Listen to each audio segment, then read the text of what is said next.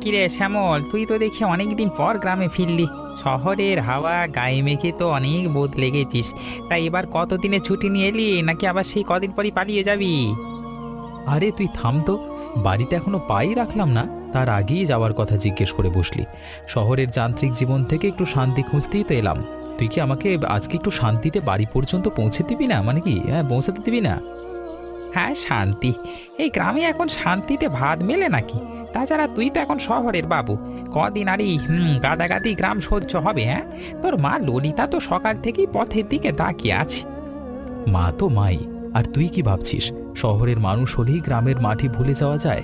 এই যে বৃষ্টির গন্ধে মাটি ভেজা একটা মাদকতা আছে, এটা কি শহরের পিচ ঢালা রাস্তার পথে পাওয়া যায়? তুই রিক্সা চালা, আমি একটু মন ভরে গ্রামের বাতাসটা নিই। তা অবশ্য ঠিক। তবে তোকে দেখে মনে হচ্ছে তুই যেন খাঁচায় বন্দি পাখি। আজকে ডানা মেলাতে পেরেছিস আর কি। ছোটবেলায় তো তোদের দুই ভাইকে নিয়ে এক মুহূর্তে শান্তি ছিল না। সবসময় এই মাঠে ওই ঘাটে। রিক্সাটা থামা, এক্ষুনি থামা, দেরি করিস না, জাস্ট থামা। আরে ও শ্যামল, তুই এখনো সেই ছোটবেলার মতো শুরু করলি নাকি রে? তোকে দেখে মনে হচ্ছে যেন বাঁধন ছাড়া গরু পেয়েছে। আর সোজা গিয়ে এখন খেয়াল খুশি মতো ঝাঁপিয়ে পড়লি। নাম বলছি, মা কিন্তু আমাকেই দোষারোপ করবে। আরে তুই বুঝবি না, এই বৃষ্টির জলে ভেজা গাছের আম আর আমার হাতের ছোঁয়া, এই স্বাদই আলাদা। শহরের ফ্রিজের আম খেয়ে তো আর কতদিন কাটাই বলতো? তুই একটু দাঁড়া, হ্যাঁ, ওই আমগুলো পাল্লি পেরিয়ে চললাম। তুই কোনোদিন বড় হবি না শ্যামল। এই বয়সে গাছে উঠে আম পাচ্ছিস। ঠিক আছে, তোরই পাগলামি আমি আর কত দেখবো। তুই তোর শৈশব খুঁজে বেড়া, আমি এখানেই অপেক্ষা করছি। অনেক তো বেলা গড়িয়ে গেল। ছেলেটার আসার কথা তো এই সময়ের মধ্যেই। বৃষ্টির দিনে কি আবার বাস আটকে গেল?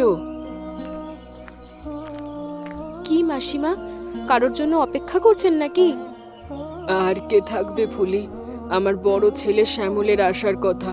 এতদিন পর বাড়ি ফিরছে, বুকটা একটু ছটফট করছে আর কি। ওমা, তাই নাকি? শ্যামল দাদা আসছে? এ তো অনেক আনন্দের খবর মাসিমা। এতদিন শহরে থেকে তো একদম শহরের বাবু হয়ে গেছে। এখন কি আর আমাদের এই চেনা রাস্তাঘাট তার পছন্দ হবে? তুই কি বলছিস ফুলি? শহরের চাকচিক্য মানুষকে বদলায় ঠিকই, কিন্তু শিকড় ভোলা কি অত সহজ? ও আমার ছেলে। যতই দুনিয়া দেখুক না কেন, এই ভিটে মাটির টান ও কখনো মুছতে পারবে না। তা ঠিক মাসিমা।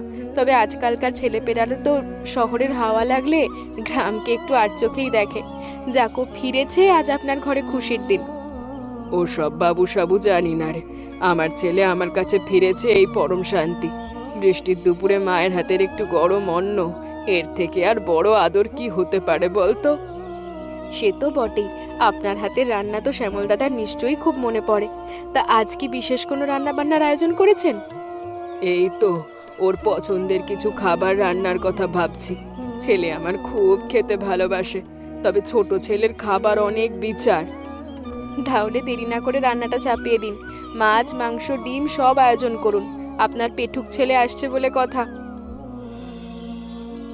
ওরে বাবা, এতক্ষণে তোর হুঁশ এলো? আমি তো ভেবেছিলাম তুই বোধহয় শহরেই থেকে গেলি। তোর গায়ের রং তো একেবারে ফ্যাকাশে হয়ে গেছে। হাত পাগুলো কেমন কাঠির মতো রোগা হয়ে গেছে রে। আরে মা, তুমি শান্ত হও তো। শহর মানেই তো ছোটাছুটি, তার উপর কাজের চাপ। শরীর একটু খারাপ তো করবেই, কিন্তু এখন বাড়ি চলে এসেছি তো সব ঠিক হয়ে যাবে। তুমি আগে নিজের শরীরটার কথা বলো। ওষুধগুলো ঠিকঠাক খাচ্ছ তো? ডাক্তার কি বলেছিল মনে আছে? তুই আমার ওষুধ নিয়ে ভাবিস না, ওসব আমি ঠিক সময়তেই খাই। তোর আসার কথা ছিল বলে আমি সকাল থেকে একটু অস্থির হচ্ছিলাম। মনে হচ্ছিল কত যুগ তোকে দেখি না। আর তুই কিনা সেই ছোটবেলার মতো বৃষ্টিতে ভিজে আম কুড়িয়ে বেড়াচ্ছিস। না মা, এই আমগুলোর স্বাদই তো আলাদা। শহরে কত কি পাওয়া যায়, কিন্তু এই গ্রামের আম আর মায়ের হাতের রান্নার সাথে কোনোটার তুলনা হয় না। তাছাড়া বৃষ্টিতে ভিজলে আমার কিচ্ছু হয় না। আমার শরীর এখন লোহার মতো শক্ত। তুমি শুধু বলো, শরীরটা তোমার আগের চেয়ে ভালো তো? পায়ার সেই ব্যথাটা নেই তো?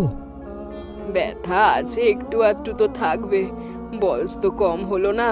তুই এখন বাড়ি ফিরেছিস, আমার অর্ধেক অসুখ এমনিই কমে গেছে। তুই একটু বস, আমি রান্নাঘর থেকে তোর জন্য কিছু খাবার নিয়ে আসি। তুই আসার আগে সব গুছিয়ে রেখেছিলাম। মা, তুমি একদম নড়বে না। তোমার শরীরটা ভালো নেই, আমি দেখছি। আমাকে কিছু হতে মানে দিতে হবে না। তুমি বরং একটু বিশ্রাম নাও। আগে বলো বাড়ির সব কেমন আছে? রবিন কই, ও কি দোকানেই? হ্যাঁ, রবিন তো দোকানেই আছে। তুই আসার খবরটা ওকে দিইনি, ভেবেছিলাম সারপ্রাইজ দেব। তুই তো দেখি কোনোদিন বড় হবি না, এখনো সেই আগের মতো জেদি রয়ে গেলি। তুই বস, আমি জল খাবারটা নিয়ে আসি। তোর জন্য আজ বিশেষ রান্না করেছি। মা, তুমি এখনো সে আগের মতোই আমাকে খাইয়ে আনন্দ পাও। আচ্ছা ঠিক আছে, যাও। তবে বেশি পরিশ্রম করো না কিন্তু। তোমার শরীরটা আগে আমি তোমার শরীরটা আগে আমি ততক্ষণ বাড়ির বারান্দা থেকে বৃষ্টিটা দেখি। কতদিনই বৃষ্টিতে ভেজা বারান্দা মিস করেছি। হ্যাঁ হ্যাঁ।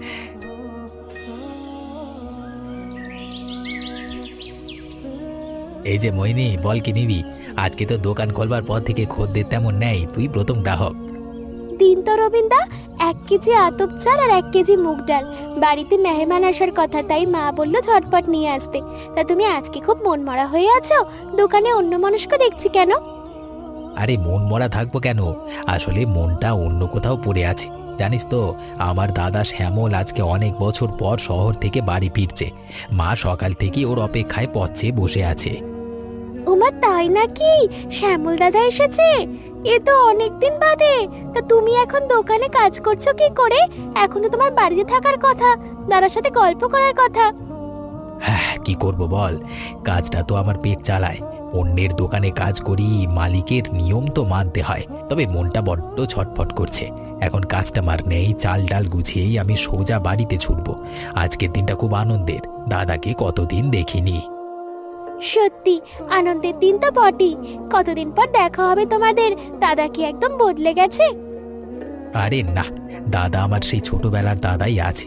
শহরে অনেক কিছু দেখেছে, অনেক জ্ঞান হয়েছে, কিন্তু আমাদের গ্রামের সহজ সরল মানুষটাই সে আছে। তুই তো জানিস ও ছোটবেলা থেকেই বড্ড মায়াবী। দাদা চলে আসছে এটা জানলে আমার মাও খুব খুশি হবে। শুনে আমার খুব ভালো লাগলো। এতদিন শহরে থাকার পর বোধহয় সে আর কোথাও যেতে চাইবে না। গ্রামে থাকলে তোমাদের সাথে অনেক সময় কাটানো যাবে, তাই না? ওর আসবার পর বাড়ির পরিবেশটাই যেন বদলে যাবে। আমিও ঠিক করেছি আজকাল কোনো কাজ করব না। দুপুরে মালিককে বলে ছুটি নিয়ে নেব। বাড়িতে গিয়ে দাদার সাথে জমিয়ে আড্ডা দেব। কত গল্প যে জমে আছে ওর সাথে। জানিস ফুলি, এমন ঝিরঝিরে বৃষ্টিতে রিক্সা চালানো যে কি কষ্টের তা শুধু আমিই জানি। কিন্তু আজকে কপাল ভালো ছিল, সারাদিনে যা রোজগার হয়েছে তাতে মনে হচ্ছে মাসটা বেশ ভালোভাবে কেটে যাবে। তোমার কষ্ট তো আর কম নয়। সারাদিন এই রোদ বৃষ্টিতে ভিজে শরীরটা একেবারে জরাজীর্ণ হয়ে গেছে। তা আজ রোজগার ভালো হয়েছে বলে কি কপালে চিন্তা থাকবে না? পরের দিনের কথা কে জানে? কেন চিন্তা করছিস? আজকে যখন হাতে 2 পয়সা এসেছে তখন তোকে একটা নতুন শাড়ি কিনে দেব। অনেকদিন তোকে কোনো উপহার দিইনি। তোর এই পুরনো শাড়িগুলো পরে ঘোরাঘুরি করতে আমার বড্ড খারাপ লাগে রে। আবার সেই এক কথা। তুমি কি পাগল হয়ে গেছো? নিজের কোনো হুঁশ আছে তোমার? তোমার এই ছিঁড়ে যাওয়া জুতোটার দিকে তাকিয়ে দেখেছো কোনোদিন? আর জামাটার কথা আর নাই বা বললাম, ওটা তো মনে হয় কোনো মতে গায়ে আটকে রয়েছে। তুমি কি ভাবো আমি কিছু দেখি না? ওসব তো সামান্য ব্যাপার। জুতো না হয় একটা কিনবো, জামাও একটা জুটে যাবে। তুই আমার বিয়ে করা বউ, তোর একটু ভালো থাকা তো আমার দায়িত্ব, তোকে ভালো রাখা, তাই না? তুই না বলে আমার ভালো লাগে নাকি? দায়িত্বের দোহাই দিও না তো। আমি কি তোমাকে শাড়ি না দিলে খেয়ে থাকবো? তুই বড্ড বেশি ভাবিস। আমি তো আছি। শোন শোন, কালকে ললিতা মাসির বাড়ি দাওয়াত আছে, ভালো মন্দ কিছু খাওয়াবে। তুই বরং ওই অনুষ্ঠানেই নতুন শাড়িটা পরে যাস। আমি কালকে সকালেই বাজার থেকে একটা নিয়ে আসবো। ললিতা মাসিমার ওখানে যাবো অবশ্যই, কিন্তু তুমি এই শাড়ির জেদটা ছাড়ো। আমার জন্য নতুন কিছুর চেয়ে তুমি একটু বিশ্রাম নিলে আমি খুশি হব। আমরা দুজনে মিলে যেটুকু খাই সেটুকুই অনেক। তোমার এই ভালো মানুষটাই আমার কাছে সবচেয়ে বড় সম্পদ, হরিশ। এই তোরা মেয়েরা সত্যি অদ্ভুত, নিজের কথা একদমই ভাবিস না। মেয়েরা এমনই হয়। তুমি শুধু একটু সুস্থ থাকো, এটাই আমার চাওয়া। কাল সকালে ঘুম থেকে উঠে নিজের জুতোর দিকে একবার তাকিও। আমি রাতে একটু সেলাই করে দেবো, ওতেই কিছুদিন চলে যাবে।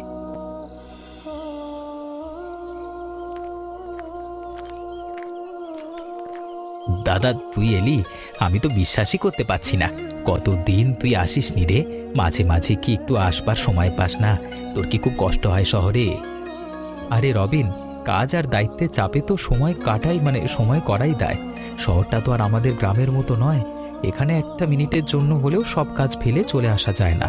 তবে জানিস, প্রতিদিন রাতে যখন একা থাকতাম তখনই গ্রামের কথা বড্ড মনে পড়তো। কিন্তু তুই এত বছর ধরে কেন দূরে থাকলি? মা তো প্রতিদিন তোর ছবির দিকে তাকিয়ে থাকতো। তুই জানিস তোর অনুপস্থিতিতে বাড়িটা কতটা নিস্তেজ হয়ে গেছিল? হায় রবিন, বস। তোর দাদারা খাওয়া দাওয়া হয়েছে, এবার তোর পালা। তোর দাদা ফিরে এসেছে, এতেই আমার সব দুঃখ ঘুচে গেছে। এই আনন্দের দিনটা তো আর রোজ আসে না। মা, আমি পরে খাবো। আগে দাদার সাথে একটু মন ভরে কথা বলিনি। কত কিছু জমা আছে মনে। আর তুই কি করছিস? তোর শরীরটা তো তেমন ভালো লাগছে না, একটু বিশ্রাম নে না মা। আমার শরীর? আমার তো এখন শরীর খারাপ করার সময় নেই।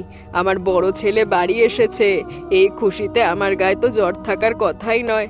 আমি ভাবছি আজ বিকেলে আশেপাশের কয়েকজনকে নিমন্ত্রণ করে খাওয়াবো। এত বছর পর আমার বাড়িটা একটু হই হই করে আনন্দে ভরে উঠবে, এটাই আমার ইচ্ছে। মা, তুমি এই শরীর নিয়ে এসব করছো কেন? এত লোকে খাওয়ানোর ঝুঁকি অনেক, তার উপর তোমাকে আজকে বিশ্রাম নিতে হবে। তুমি বরং শান্ত হয়ে শুয়ে থাকো, আমি আর রবিন মিলে যা দরকার করব। আরে দাদা, তুই বারণ করিস না।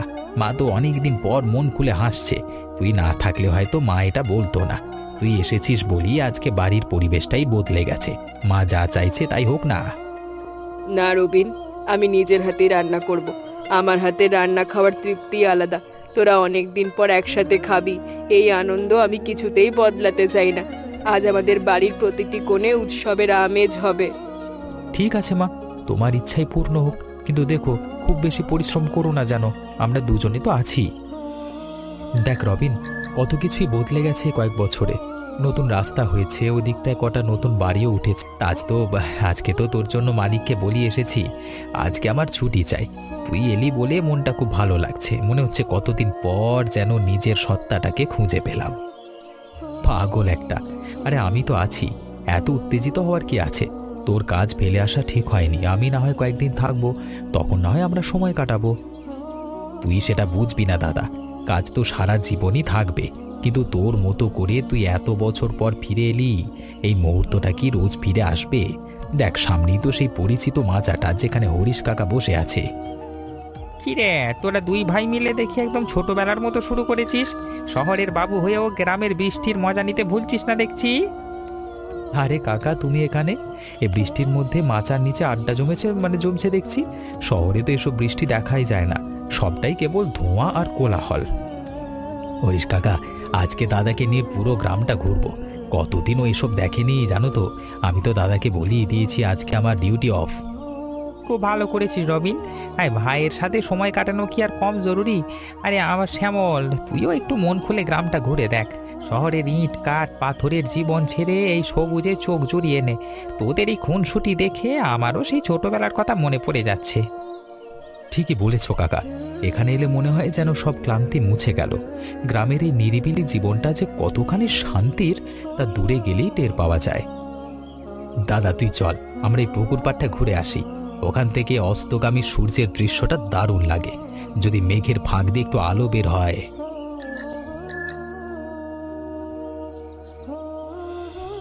কিরে ফুলি, কাজকর্ম সব শেষ হলো নাকি?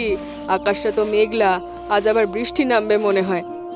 মাসিমা, আপনি এই বৃষ্টিতে কেন এলেন? আমাকে খবর পাঠালেই তো হতো, আমি চলে যেতাম আপনার কাছে। শ্যামল দাদা বাড়িতে আছে তো? হ্যাঁ, ও বাড়িতেই আছে। রবিনকে নিয়ে একটু ঘুরতে বেরিয়েছে। শোন ফুলি, একটা বিশেষ কারণে তোর কাছে এলাম। আগামীকাল দুপুরে তোদের দুজনকে আমাদের বাড়িতে নেমন্তন্ন করলাম। শ্যামল বাড়ি ফিরেছে, তাই ভাবলাম দুপুরের দিকে একটু খাওয়া দাওয়া করব। হুমা, তাই নাকি? এ তো খুব আনন্দের খবর। আপনি না বললেও আমি যেতাম মাসিমা। শ্যামল দাদার ফেরার আনন্দ তো আমাদের মন ভরে যাচ্ছে। আমি অবশ্যই আসব, আর হরিশকেও বলে দেবো, সেও মিস করবে না। তুই আসবি আমি জানি, তবে তোদের দুজনের উপস্থিতি না হলে আমার আনন্দটা অসম্পূর্ণ থেকে যাবে। তোদের মতো প্রতিবেশীর ভালোবাসা আমি কোথায় পাবো বল? মাসিমা, আপনি এ কি কথা বলছেন? আমরা তো আপনার সন্তানের মতো। তা কাল রান্নাবান্নার কোনো সাহায্যের দরকার আছে নাকি? যদি বলেন আমি সকালে গিয়েই সাহায্য করব। শাকসবজি কোটা, মশলা বাটা সব আমি সামলে নেব, একদম চিন্তা করবেন না। না রে মা, তোকে কষ্ট করতে হবে না। ছেলেটা কতদিন পর বাড়িতে ফিরেছে, আমি নিজের হাতেই রাঁধবো। আমি চাই আমার হাতের রান্না সবাই মিলে খাক। তোদের সাহায্য শুধু ওইটুকুই। তোরা হাসি মুখে আসবি আর আমার শ্যামলের সাথে গল্প করবি। আপনার হাতে রান্নার তুলনা হয় না মাসিমা। কাল দুপুরে আপনি যখন সব সাজিয়ে দেখবেন, পুরো পাড়াটা আপনার বাড়ির আনন্দে রান্নায় গন্ধে মেতে উঠেছে। আর আপনি যদি সাহায্য চান আমায় শুধু ডাকবেন, আমি হাজির হব। আচ্ছা মা, আমি চলি। আর কয়েকটা বাড়িতে নিমন্ত্রণ করার বাকি আছে। রবিন আর শ্যামল কখন ফিরবে তো জানি না, ওদের জন্য খাবার দাবারের ব্যবস্থা করতে হবে। ঠিক আছে মাসিমা, আপনি যান, নিশ্চিন্তে কাজ করুন। কাল দুপুরের আগে আমি অবশ্যই আপনার বাড়ি পৌঁছে যাব।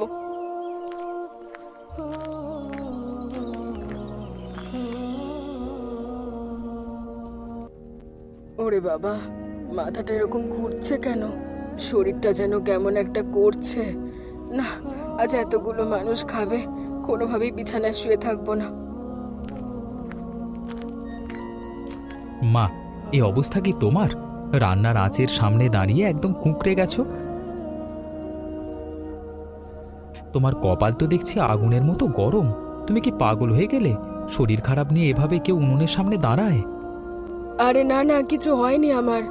একটু জ্বর এসেছে মনে হয়। বিশ্রাম নিলে সেরে যাবে। আজ তোদের বাড়ি ভর্তি অতিথি, আর রান্না বান্না কে করবে বলতো? আমি না থাকলে অতিথিরা অভুক্ত থাকবে বাবা। অতিথি আর অভুক্ত থাকবার চিন্তা তোমাকে করতে হবে না। তুমি যে কি জেদ ধরে বসে আছো জানি না বাবা। রবিন, আরে রবিন, আরে একবার রান্নাঘরে আয় তো। ভাই, তুই মাকে এখনই ঘরে নিয়ে যা। বিছানায় শুয়ে ভালো করে চাদর চাপা দিয়ে দে। মায়ের খুব জ্বর এসেছে, এখন তার বিশ্রামই সবচেয়ে বেশি প্রয়োজন। মা, ও এমন হলো, আমি তো বুঝতে পারিনি। চলো চলো মা, তোমাকে ঘরে নিয়ে যাচ্ছি। তাতে ঠিকই বলে, তুমি শুয়ে থাকো। আরে তোরা থাম তো, রান্নার কি হবে? সব মশলাপাতি কষানো, মাছ মাংস এখনো রান্না বাকি। তোরা কি রাঁধতে পারবি? শেষে অতিথি এলে লজ্জা লাগবে। মা, শহরের জীবন আমাকে অনেক কিছু শিখিয়েছে। একা থাকতে থাকতে থাকতে রান্নাবান্নাটাও একদম আয়ত্তে চলে এসেছে। তোমার হাতের মতো স্বাদ না হলেও সবাই তৃপ্তি করে খাবে, সেটা আমি নিশ্চিত করে বলতে পারি। তুমি শুধু বিশ্রাম করো, রান্নাঘরটা আমার জিম্মায় রাখলাম। তোরা কি পারবি রে? আমি তো ভেবেছিলাম আজ আমার হাতে রান্নাই সবাই খাবে। মা, ভালোবাসাটাই আসল উপাদান, যেটা আমাদের সবার মধ্যেই আছে। তুমি বিশ্রাম নাও, আমি আর রবিন মিলে আজকের ভোজের আসর মাতিয়ে দেব। তোমাকে একটা কথাও আর শোনাতে চাই না। চল রবিন, মাকে নিয়ে যা। সত্যি বলছি শ্যামল, এমন স্বাদ তো বহুকাল মুখে লাগেনি। তুই তো বড় বড় রাঁধুনিকেও টেক্কা দিতে পারবি রে ভাই। তোকে তো দেখে মনে হচ্ছে না যে তুই বাইরে রান্না করিস, একদম যেন মাসির হাতে ছোঁয়া। একদম ঠিক বলেছেন হরিশ কাকা, আমি তো অবাক। আমি তো ভেবেছিলাম শহর থেকে দাদা বোধহয় সব ভুলে গেছে। এমন রান্না যে কি করতে পারে তা না খেলে বিশ্বাসই হতো না। দাদা, তুমি কি সত্যি নিজের হাতে সব রাঁধলে? না মোহিনী, রান্নার আসল কারিগর তো মাই। হ্যাঁ, আমি তো কেবল ওর শেখানো পথেই চললাম। মা অসুস্থ না থাকলে হয়তো আজকের স্বাদটা আরো অন্যরকম হতো। তোরা তৃপ্তি করে খাচ্ছিস, সেটাই আমার কাছে সবচেয়ে বড় পুরস্কার। মাসিমা যে কতটা কষ্ট করে তোকে বড় করেছে তা তুই তোর রান্নার স্বাদে প্রমাণ করলি শ্যামল। আজকের এই আয়োজনে তোর মা যে কতটা আনন্দ পেয়েছে তা তুই নিজেও বুঝতে পারবি না। আমাদের নিমন্ত্রণ করার জন্য অনেক ধন্যবাদ তোকে। জানিস মোহিনী, দাদা আজকে কত খাটাখাটনি করলো। সকাল থেকে এক মুহূর্তের জন্য দম ফেলবার সময় পাইনি। আমি তো কেবল সাহায্য করলাম, বাকি সবটাই দাদার সৃষ্টি। বলতে হবে শ্যামল, তোর হাতে সত্যিই জাদু আছে। তুই তো শহরে বড় চাকরি করিস, কিন্তু এই রান্নার পেশায় থাকলে তো বড় বড় হোটেলের মালিক তোকে মাথায় করে রাখতো। আজকের এই তৃপ্তির খাবারই তার প্রমাণ। ঠিকই বলেছেন দাদা, তুমি কিন্তু এবার থেকে মাঝে মাঝে আমাদের বাড়ি আসবে। আমাদের পাড়ার সবাই অন্তত এই তৃপ্তির স্বাদটুকু থেকে বঞ্চিত হবে না। গ্রাম তো আমার নিজেরই। কাজের ফাঁকে যখন সুযোগ পাবো ছুটে চলে আসব। মা, ভাই আর তোদের সবাইকে ছেড়ে থাকাটা যে কতটা কষ্টের, সেটা আমি হাড়ে হাড়ে টের পাই।